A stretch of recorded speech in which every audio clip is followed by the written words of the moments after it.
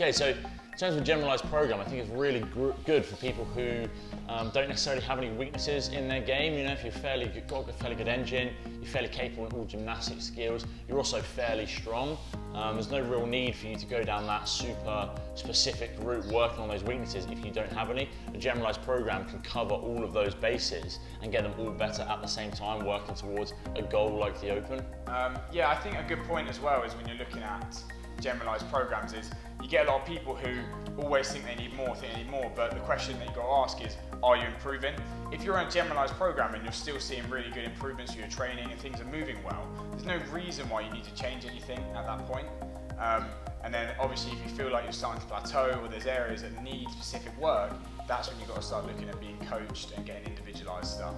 Yeah, I think like on our program, we would call it more semi-personalised. Like it's not a directly personalised programming for you working on your weaknesses, but we do have varying tracks. You know, so if you do think, oh, maybe I want to improve my engine a little bit more, we have a track that you can do that. We also give feedback for people on this. So, you know, if you're on, we do like to still tell you how to improve coaching points on movements and stuff.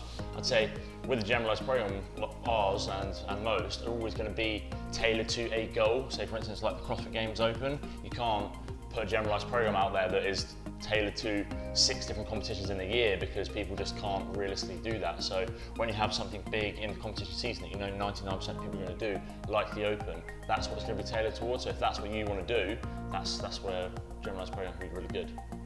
So then when we're talking about those tracks as well, you might have different people who, there's also going to be like a knowledge gap. So you have different people who might be able to use a generalised program and effectively periodise for themselves based off their competitions. A good example of that would be last year, people on AOD Athlete coming into competitions, increasing their levels of conditioning using the Atlas track? Yeah, the additional program. Using the Atlas track, which is like our conditioning track. But then obviously there's a knowledge thing that's needed there, and also still it's very general and it's going to take a lot of managing yourself.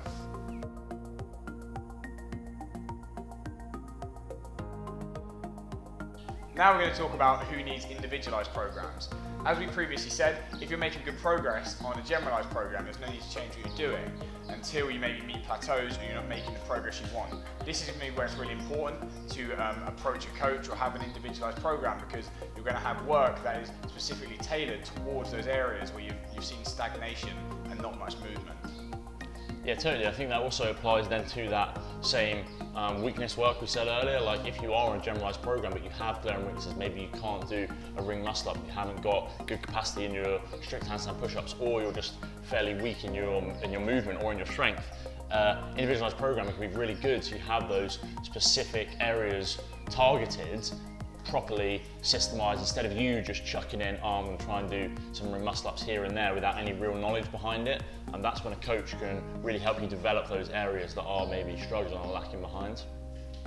When we're considering elite athletes and we're looking at programming, they're going to have various peaks during their season. So say you just took an athlete and they're going to peak for the Open, and then they've got another 6 months until they've got their next competition.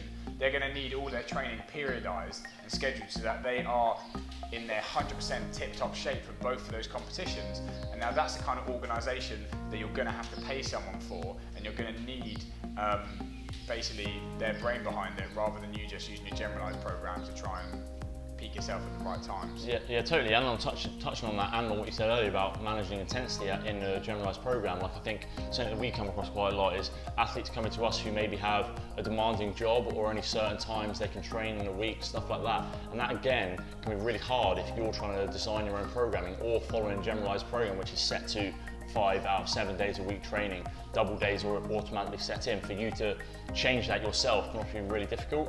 So a coach, one of those people, can just program your week specifically for what fits in with you and make it still beneficial so you see progress. It's not sort of like randomly chucked in here and where that you can make up sessions.